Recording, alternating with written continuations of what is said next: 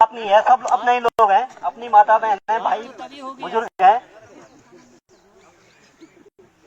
और कोई आप लोगों में से कोई अगर बोलने का इच्छुक है तो कोई भी आप माइक पे अनाउंस आप ही बोल लो।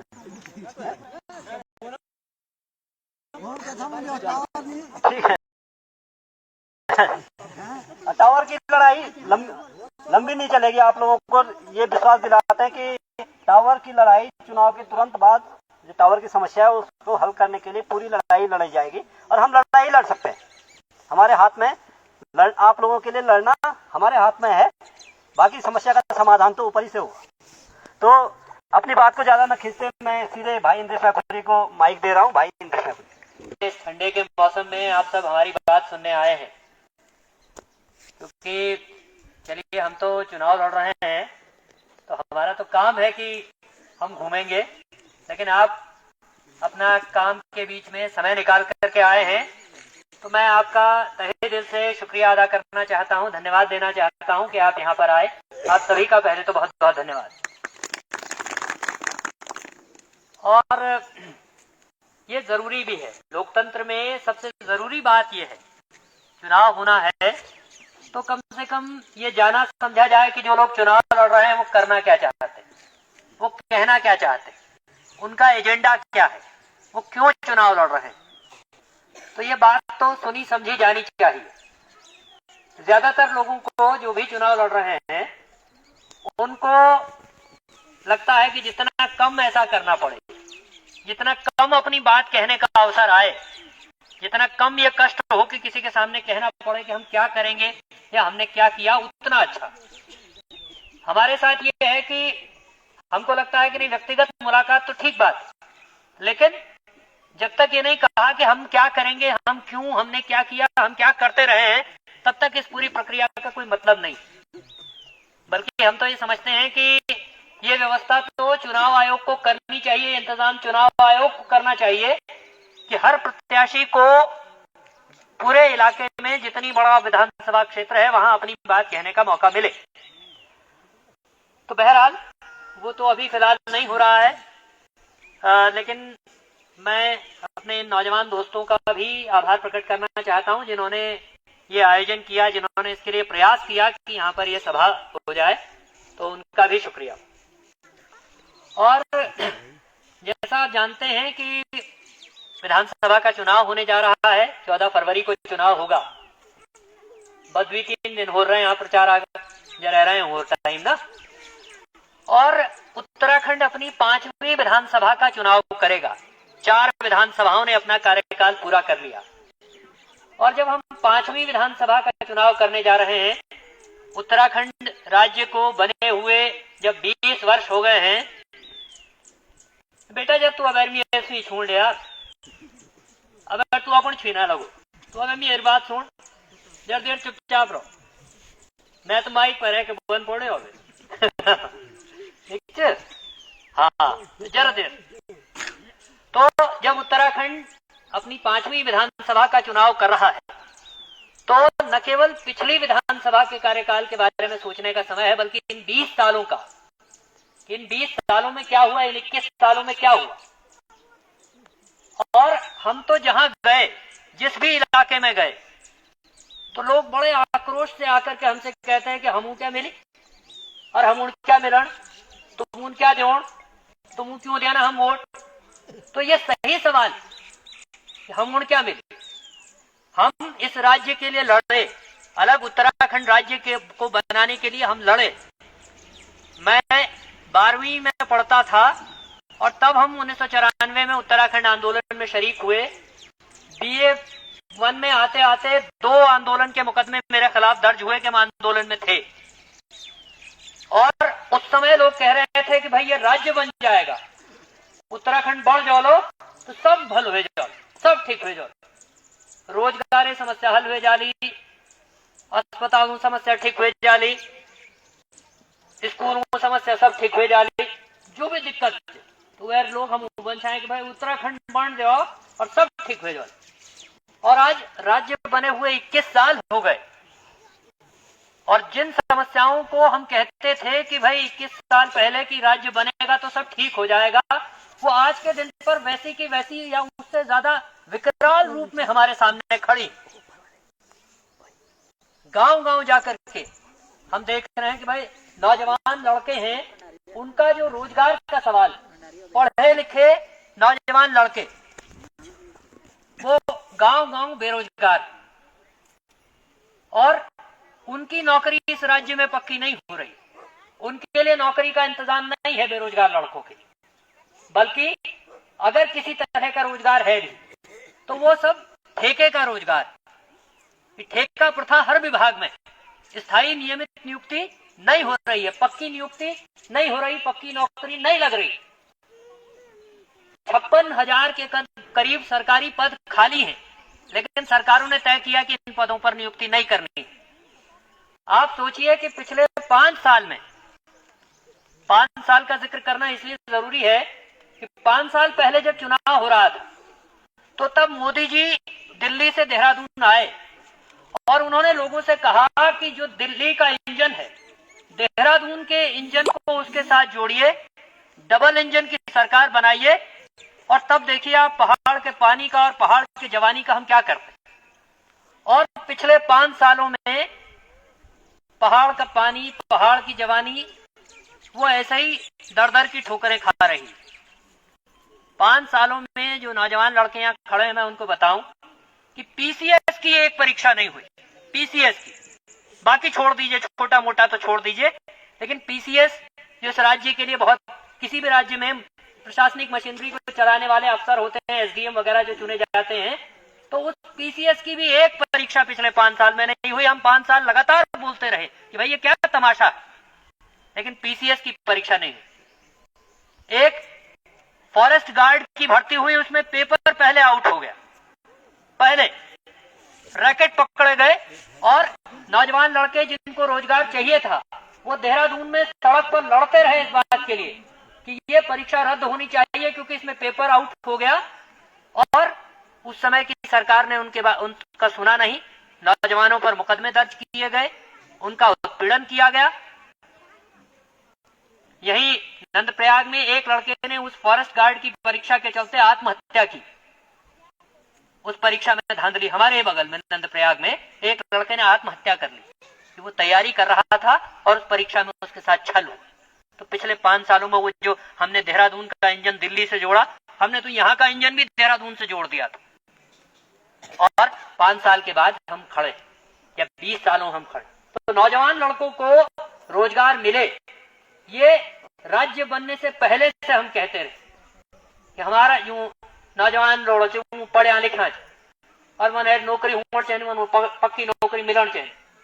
तो नौकरी पद 56,000 खाली, पर नौकरी एक होने जो नौकरी केवल मिली के है रोजगार पक्को।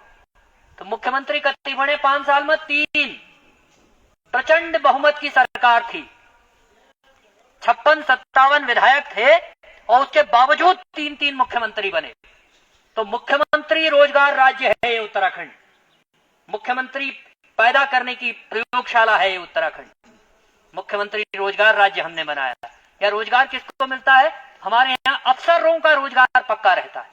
अफसर रिटायर होता है, देहरादून में जो बड़ी कुर्सियों पर बैठता है वो रिटायर होता है, और रिटायर होकर के घर नहीं जाता, बल्कि अगले दिन उसके लिए नए दफ्तर का बंदोबस्त रहता है। 1 या 2 मुख्य सचिव के अलावा कोई मुख्य सचिव रिटायर होकर के घर नहीं गया। अगले दिन उसके लिए नई नियुक्ति का इंतजाम था, नई नौकरी का बंदोबस्त था उनके लिए। 60 साल 65 साल की उम्र पूरा करने के बाद भी जीवन पर्यंत उसके लिए गाड़ी बंगले की व्यवस्था कायम रहे, ये पिछले 20-21 सालों में सरकारों ने इंतजाम किया। लेकिन जिन नौजवान लड़कों को नौकरी चाहिए, जिनकी जरूरत है नियुक्ति, तो उनके लिए नियुक्ति का बंदोबस्त नहीं है। बहुत साल पहले पिछली वाली सरकार के जमाने में एक दिन एक कार्यक्रम में वो मंत्री जी थे, वो दिनेश अग्रवाल, वो और मैं एक साथ एक कार्यक्रम में थे। मुझको बुलाया गया था कि मैं जनता की तरफ से बात कहूं, और वो सरकार की तरफ से बोलने के लिए थे। मैंने उनसे कहा कि भाई साहब, नौजवान लड़का उत्तराखंड में जिसको रोजगार चाहिए, वो अपने जीवन का सबसे ऊर्जावान समय अपने जीवन का सबसे कीमती समय देहरादून में वो रायपुर के बस अड्डे पर धरना देते हुए बिता रहा है कि उसको नौकरी मिले। वो देहरादून में पानी की टंकियों पर चढ़ रहा है कि उसकी नौकरी पक्की हो। आप उसके जीवन का सबसे ऊर्जावान हिस्सा, सबसे क्रीम हिस्सा ऐसे करके बर्बाद कर रहे हैं। आप उसके लिए नियुक्ति का इंतजाम नहीं कर रहे, लेकिन आप अपनी विधायकी पक्की करना चाहते, अपना मुख्यमंत्री पद पक्का करना चाहते, अपना मंत्री पद पक्का करना चाहते। जिसको टिकट नहीं मिल रहा है, अभी एक साथी ने आप ही कह रहे थे, बहुत सारे लोगों ने सोशल मीडिया में भी कहा कि जो टिकट नहीं मिल रहा तो खूब रोणो। ट्रेंड हो गया, पिछली बार से लोगों ने ट्रेंड कर दिया है ना। हालांकि मैंने लोगों से कहा कि भाई जो इतना असहाय है, जो इतना निरीह है कि उसको लोगों के सामने रोना पड़े। नेता जनता के सामने आंसू बहाने के लिए नहीं होता है, नेता जनता के आंसू पोंछने के लिए होता है, उनकी दुख तकलीफों को दूर करने के लिए होता है। अगर वो बेबस है, अगर वो बेचारा है, तो वो नेतृत्व करने के काबिल नहीं है किसी हालत में। टिकट नहीं मिले तो मैं खूब रोए में। और नौजवान लड़कों को उनकी पूरी जिंदगी, उनको रोजगार नहीं मिल रहा है, उनके आंसू कौन पूछेगा, उनके परिवारों के आंसू कौन पूछेगा, उनके बारे में कौन सोचेगा। तो ये सवाल, इसलिए मैं आपसे कहना चाहता हूं, इसलिए आपसे निवेदन करना चाहता हूं कि रोजगार का सवाल एक बड़ा सवाल। और इस मामले में चूंकि 20-21 सालों में दो पार्टियों की सरकारें आप देख चुके, दोनों पार्टियों को कम बार वोट नहीं मिला, किसी को कम बार नहीं मिला, दोनों को बराबर बार वोट मिला। और दोनों ने हमारे बेरोजगार नौजवानों के साथ खिलवाड़ किया। 70 साल की उम्र में लोगों को मुख्यमंत्री बनने की चाहत है, 72 साल 73 साल में, और 25 साल के नौजवान लड़के जब रोजगार मांगने जाएंगे तो लाठी डंडों से खदेड़े जाएंगे, लाठी डंडों से पीटे जाएंगे। ये हो रहा। तो इसलिए रोजगार का सवाल हमारा सवाल है, हमारा सवाल अस्पताल का सवाल। आप देखिए तो आप किसी अस्पताल में चले जाइए, आप यहां से कर्णप्रयाग के अस्पताल में चले जाइए तो पहली वे 9 तो सोचो आजकल वे अस्पतालों नो वेगी उप जिला चिकित्सालय प्रमोशन में अस्पतालों में प्रमोशन हो ना, तो वे गुजर प्रमोशन होगी, तो आजकल उसका नाम है उप जिला चिकित्सालय। और वहां चले जाओ, पर्ची बनेगी कि रेफर आगे, फिर रुद्रप्रयाग गए, वहां से आगे रेफर, फिर श्रीनगर गए, वो मेडिकल कॉलेज है। और पिछली सरकार के जमाने में चिकित्सा शिक्षा के मंत्री थे, तो एक दिन वहां चतुर्थ श्रेणी कर्मचारियों का श्रीनगर में उस मेडिकल कॉलेज में कुछ धरना प्रदर्शन हो रहा था, तो उन्होंने मुझको भी कहा कि भाई साहब आप भी आइएगा। मैं वहां गया और वो मंत्री जी आए हुए थे चिकित्सा शिक्षा वाले, और उनका जो दिन का धरना था वो निपटा। मैंने उनसे कहा कि भाई साहब ये बताइए क्या हालत है इस मेडिकल कॉलेज की कि यहाँ जुकाम बुखार का इलाज नहीं होता।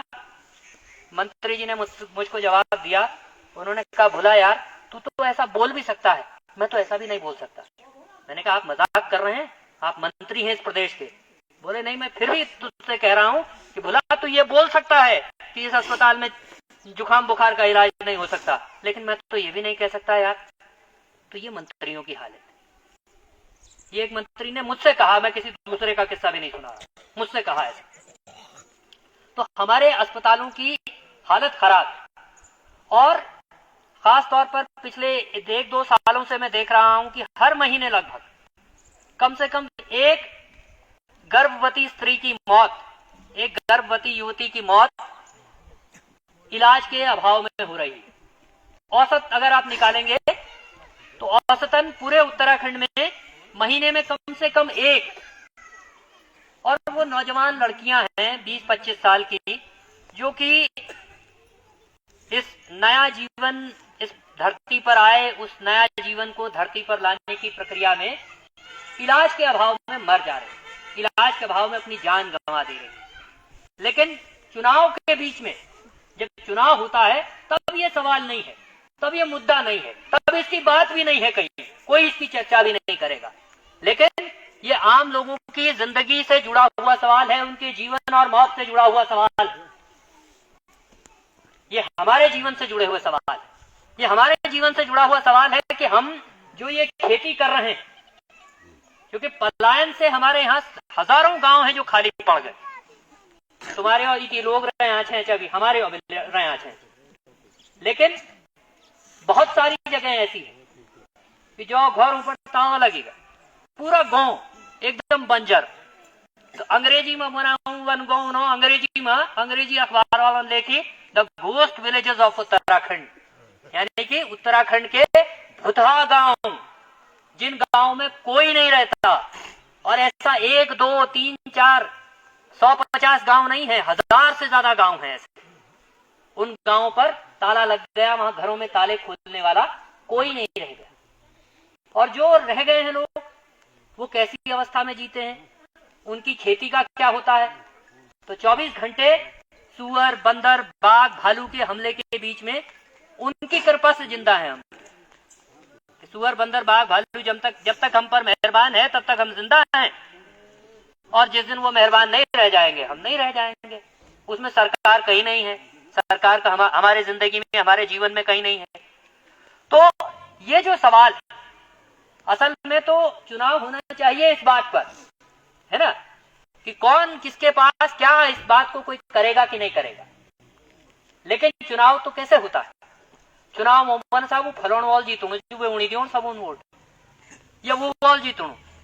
अब यार ये पिछली बार जनवरी बारिश है, अब यार जनवरी बारिश तो बारी लगी है उत्तराखंड में ना, यो बार यथवा में बारी हल, हाँ की बार वथवा में बारी हल। और ये बेटा गिरेगा, बैठ जा। तो एक बार इनकी बारी है, एक बार उनकी बारी। तो लोगों ने बनाया सब, एक बार इनकी बारी, एक बार हाथ वालों की बारी, दूसरी बार कमल वालों की बारी। वो आपसे ज्यादा बुद्धिमान है, वो ज्यादा होशियार है। उन्होंने कहा अच्छा अब की बार इनकी बारी, तो अब हरी बार हम यथ, और अब ये बार ये नर बार, तो अब हम यथ, है ना। तो बाहर का वो लेवल बदल गया। बाहर जो पोस्टर लगा हुआ था, उस पोस्टर पर एक बार हाथ एक बार कमल हो गया, अंदर माल वही वाला है। अंदर तो बदल नहीं रहा है, अंदर का लेवल तो नहीं बदल रहा, अंदर तो वही वाला माल है। तो वो हमसे ज्यादा होशियार है, वो हमको ऐसे करके ठग रहे हैं, क्योंकि हम अपने मुद्दे पर वोट नहीं दे रहे हैं, हम अपने सवाल पर वोट नहीं दे रहे हैं, हम अपना प्रश्न नहीं पूछ रहे हैं, बल्कि हम तो कह रहे हैं कौन जीतेगा कौन नहीं जीतेगा, है ना। और जो हम नहीं पछाड़ में हम बनाए कि तेल क्या जोड़, कौन क्या देगा आप सोचिए तो। या जो दे रहे हैं, तो जो देते हैं तो सबूत तो कोई नहीं जान भाई। पैसे में, शराब में चुनाव लड़ा जाता है, लेकिन सबको कोई नहीं बांट सकता है।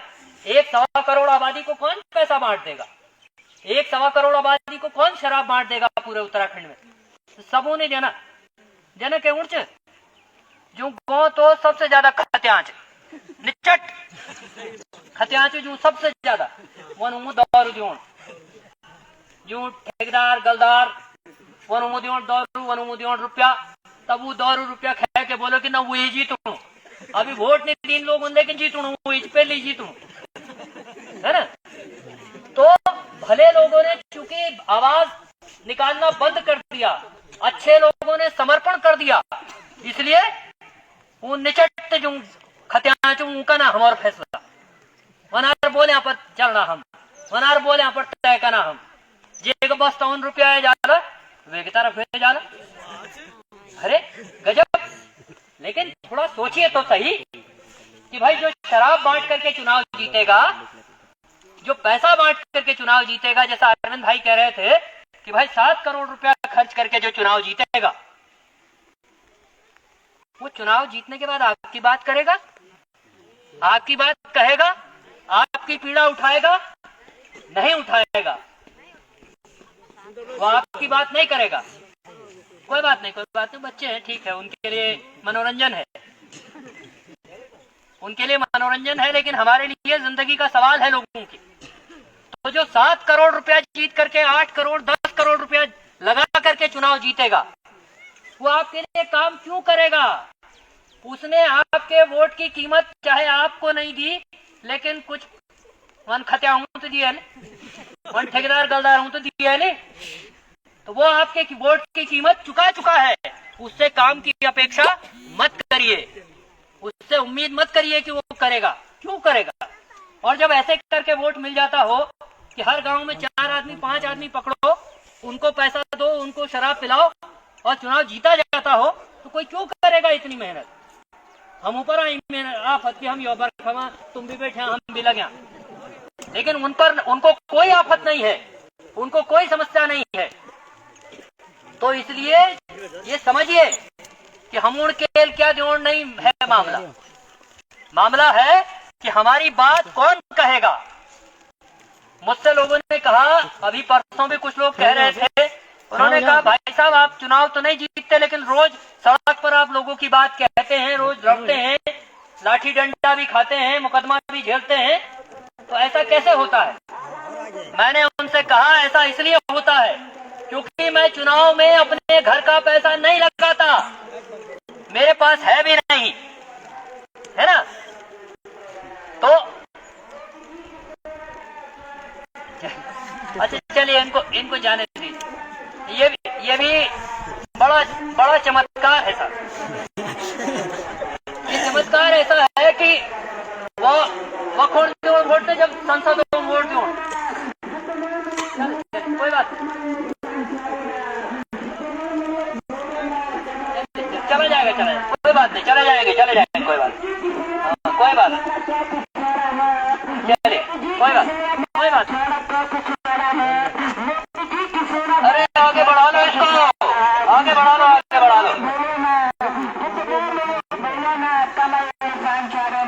तो चलिए हो गया, कोई बात। हमको इससे फर्क नहीं पड़ेगा, मैं वहीं पर हूँ जहाँ पर मैं हूँ, मैं वहां से शुरू हो जाऊंगा दोबारा से, कोई दिक्कत नहीं है। तो मुझसे लोगों ने कहा कि भाई कैसे फिर आप ये रोज लड़ते रहते हैं। मैंने कहा चूंकि चुनाव में मैंने खर्चा नहीं किया ना, मैंने जितना पैसा खर्च किया नॉमिनेशन में भी जो 10,000 रुपया मैंने लगाया, और उसके बाद भी जो ये खर्चा होगा वो लोगों ने मुझको दिया। ये जिससे मैं बोल रहा हूँ, ये एक व्यक्ति ने मुझको भाषण देते हुए देखा देहरादून में, और वहां माइक खराब हो गया था। जिस सभा में बोल रहा था तो मैं बिना माइक के बोल रहा था। वो कोटद्वार के एक सज्जन है, अमेरिका में रहते हैं, उन्होंने कहा आपको इसकी जरूरत है, एक दिन उन्होंने खरीद करके भेज दिया मुझको। तो मुझको ये चिंता नहीं करनी है, मुझको उस 10,000 रुपए की भी चिंता नहीं करनी है, इसलिए मुझको वो पैसा वापस नहीं चाहिए। तो इसलिए जितना वोट मिलता है, जो भी मिलता है, हम जनता के हक में लड़ते हैं, खड़े होते हैं, ये सही बात। उसको वो पैसा वसूलने का इंतजाम हमको नहीं करना है, हमको तो अपनी बात ही कहनी है, इसलिए हम लगातार उस लड़ाई में हैं। लेकिन आपका वोट हमको मिलेगा तो वो लड़ाई आगे बढ़ेगी। बहुत सारे सवालों पर लगातार मैं चिट्ठी पत्री लिखता रहता हूं। जब भी लोग मेरे सामने सवाल लेकर के आते हैं तो मैं चिट्ठी लिखता हूं। तो मैंने एक बार वो चिट्ठी सोशल मीडिया पर लगाई। एक सिलपाटा के इंटर कॉलेज का मामला मेरे सामने आया। लोगों ने कहा साहब वहां सिलपाटा में इंटर कॉलेज बना अपग्रेड होकर के, लेकिन उसकी बिल्डिंग नहीं बनी, जो बिल्डिंग है उसमें मलबा घुस रहा है। तो मैंने कहा भाई मैं तो चिट्ठी लिख सकता हूं, मैंने चिट्ठी लिख दी। मैंने फेसबुक पर वो चिट्ठी लगाई तो एक आदमी ने मुझसे कहा कि आप ये रोज चिट्ठी लिखते हो, ये आप रोज क्या करते हो, इससे होता क्या है? तो मैंने कहा भाई जनता ने अभी जितनी ताकत मुझको दी है, जनता की जितनी ताकत अभी मेरे पास है, उस ताकत में मैं सरकार को चिट्ठी लिख सकता हूं। जितना काम मैं कर सकता हूं उतना काम तो मैं करूंगा ही करूंगा। आप मेरी ताकत बढ़ा देंगे तो मैं सिर्फ चिट्ठी नहीं लिखूंगा, उससे आगे का काम भी कर सकूंगा। मैं आपके यहाँ आया, आपने कहा कि आपके यहाँ टावर का सवाल है। मैं ऊपर मोदी बैठा, तमाम जगह गया, लोगों ने कहा हमारे यहाँ सड़क का मसला है, कैसे होगा? वहाँ लोग कह रहे हैं भाई मसला तो तभी वोट तब देंगे जब ये मसले हल हो जाएंगे। मैंने कहा चुनाव में कोई नहीं कर सकता, लेकिन हाँ मैं चिट्ठी लिख सकता, मैं चिट्ठी भेजूंगा। मैंने आपके सवाल पर भी उसी दिन जिस दिन यहाँ आया था उसके अगले दिन भारत के चुनाव आयोग को, इस राज्य के मुख्य चुनाव अधिकारी को, इस जिले के डिस्ट्रिक्ट मजिस्ट्रेट को और एसडीएम कर्णप्रयाग को चिट्ठी लिखा। मैंने कहा, उस चिट्ठी में मैंने कहा कि भाई एक पूरा इलाका सड़क और मोबाइल टावर के लिए चुनाव का बहिष्कार कर रहा है, और चुनाव आयोग जो है प्रचार अभियान चला रहा है कि ज्यादा से ज्यादा लोगों को चुनाव में हिस्सेदारी करनी चाहिए। इसका क्या मतलब है? आप पैसा खर्च कर रहे हैं इस बात के लिए कि लोग ज्यादा से ज्यादा हिस्सेदारी करें और लोगों की बात सुनने नहीं जा रहे हैं। तो ये चिट्ठी गई, तो मैं समझता हूं कि कल पंडित जी ने ही बताया कि वहां ऊपर तो लोग गए, क्योंकि वो राज्य का मसला है असल में। तो वहां उनके पास हमारे चिट्ठी लिखने के बाद लोग गए। चुनाव के बीच में भी कोई नहीं कर रहा है ऐसा। बाकी लोगों ने मुझसे कहा, कुछ लोगों ने इंटरव्यू लेने वाले लोगों ने मुझको सवाल भेजे, कहा जवाब लिख करके भेजो। मैंने कहा आजकल नहीं है ऐसी फुर्सत, आजकल नहीं लिख सकता, बाकी दिन कहो तो लिख दूंगा सवाल का जवाब। लेकिन जनता का जो सवाल है, असल में हम चुनाव लड़ रहे हैं तो क्यों लड़ रहे हैं? इसी बात के लिए लड़ रहे हैं। तो जितनी ताकत अभी मेरे पास है, जितनी ताकत अभी आपने हमको दी है, उतनी ताकत के हिसाब से तो हम कार्रवाई कर रहे हैं। और बस एक बात और मैं थोड़ा सा जोड़ना चाहता हूं, उसके बाद मैं खत्म करूंगा, क्योंकि ये विपरीत मौसम है, बारिश के बीच में आप बैठे हुए हैं। तो अभी ये गाड़ी यहां से गई और ये बड़ा अद्भुत है, बड़ा गजब। लोकसभा का चुनाव होगा, मोदी जी के नाम पर वोट चाहिए, समझ में आ गया। विधानसभा का चुनाव भी होगा तो मोदी जी के नाम पर वोट चाहिए। आदमी 10 साल पहले विधायक रह चुका है एक चक्कर, अब बनू मोदी जी 9% चैनबल वोट। एक मंत्री जी हैं श्रीनगर वाले, श्रीनगर में चुनाव लड़ रहे हैं, धन सिंह रावत। और धन सिंह भाई वहां ऐसे ही गांव की महिलाओं से कह रहे थे कि मोदी जी दिया वोट, अतः मोदी जी क्रिकेट किट दिलता लड़काओं क्रिकेट किट चैनते मोदी जी दियो वोट। तो विधानसभा में हमारे आवाज उठानी होगी, विधानसभा में हमारे इलाके की बात करनी होगी, हमारे सड़क, बिजली, पानी, रोजगार का सवाल उठाना होगा। तो नरेंद्र मोदी आएंगे उठाने के लिए? क्या नरेंद्र मोदी उठाएंगे हमारा सवाल विधानसभा के अंदर? भारत के प्रधानमंत्री हैं, जो उनका काम होगा वो करेंगे कि नहीं करेंगे वो अलग मसला है, लेकिन विधानसभा में हमारी तरफ से बोलने तो नरेंद्र मोदी नहीं आएंगे।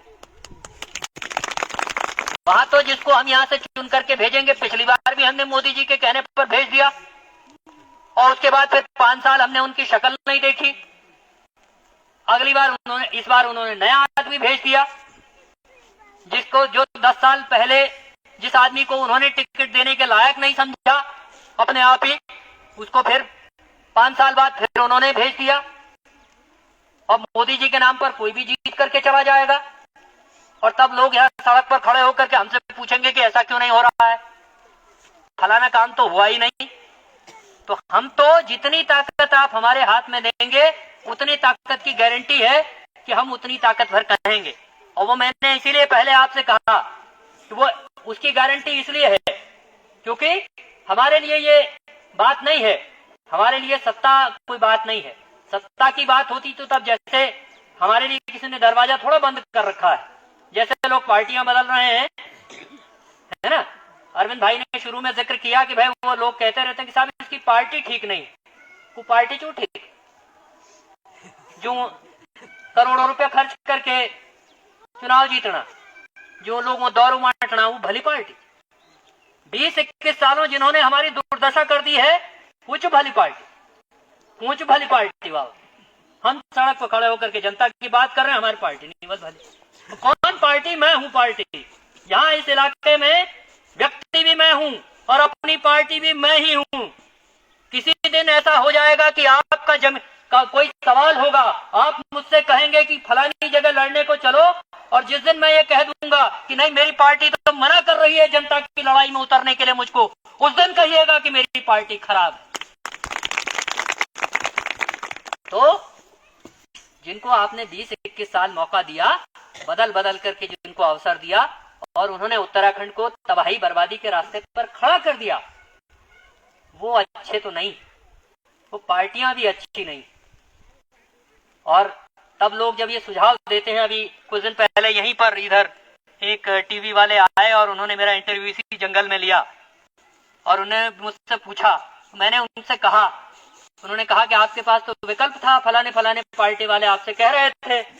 मैंने कहा भाई पिछले 20-21 सालों से हम इस उत्तराखंड में ये कह रहे हैं कि ये 2 पार्टियों ने लूट लिया, बर्बाद कर दिया। लोग कह रहे हैं कि नहीं फलानी पार्टी में चले जाओ, लोग भी कह रहे हैं कि इन पार्टियों ने बर्बाद कर दिया, और वही लोग हमसे कह रहे हैं कि नहीं बाकी सब तो आपका ठीक है ना, पर अब ठीक पार्टी में नहीं। तो भाई वो जो आप मुझसे क्या कह रहे हो, आप मुझसे ये कह रहे हो कि भाई साहब आप हो तो सबसे सही, सबसे बढ़िया आप हो, लेकिन दरअसल आप उन लुटेरों की जमात में शामिल नहीं हो, तो आप हमको लूटने को तैयार नहीं हो, इसलिए हम आपको वोट नहीं दे रहे हैं। वाह, गजब, अद्भुत लोग हैं भाई। तो लुटेरों की जमात में शामिल होने के लिए पिछले 20-21 साल से हम सड़क पर नहीं लड़ रहे हैं। ये तय जानिए कि उन लुटेरों की जमात में किसी कीमत पर, चाहे उसकी जो कीमत होती हो, उन लुटेरों की जमात में हम शामिल होने को तैयार नहीं हैं, किसी हालत में नहीं, किसी सूरत में नहीं। तो बस इतनी सी बात मैं आपसे कहना चाहता हूं कि वोट देने जाएंगे तो ये सब याद रखिएगा कि अपने सवालों पर, जनता के सवालों पर वोट देना है, अपने मुद्दों पर वोट देना है, इसको जिताना है, उसको हराना है, वो जीतेगा, उसकी सरकार बनानी है, उसको मुख्यमंत्री बनाना है, इसका कोई मतलब नहीं है।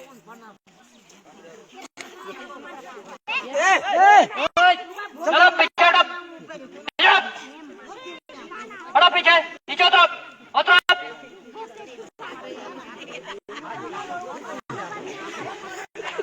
तो बस इतना मैं आपसे कहना चाहता हूं, आखिरी बात, कि जब 14 फरवरी को वोट देने जाएं तो ये मत सोचिए कि कौन किसके जीतने किसके हारने की बात है। ये सोचिए कि जनता के सवालों की बात उत्तराखंड की विधानसभा में